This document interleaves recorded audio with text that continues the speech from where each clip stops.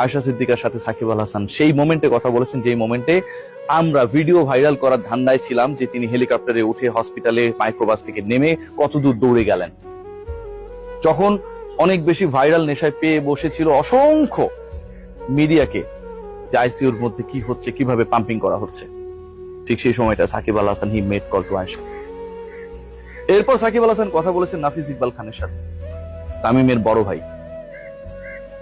সকল ধরনের হেল্প করার জন্য প্রস্তুত ছিলেন। এবং আমাকে এটা ইনশিওর করা হয়েছে যদি প্রয়োজন হতো সাকিব আল হাসান যেই সিচুয়েশনই হোক না কেন বাংলাদেশে ব্যাক করতেন, তামিম ইকবালের জন্য যা যা করার দরকার তিনি সেটা করতেন। এটা আমাকে বলা হয়েছে ভাই, এটা আমাকে বলা হয়েছে। He was in that position, that situation.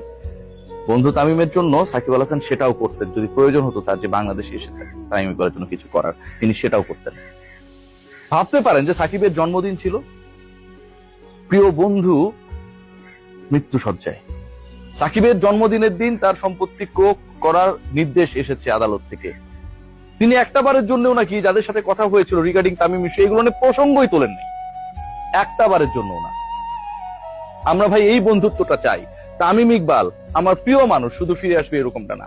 আমার প্রিয় দুই মানুষ সাকিব আল হাসান, তামিম ইকবাল ওই নগদের বিজ্ঞাপন না, বাস্তবে হাতে হাত মিলাবে সেটা চাই ভাই।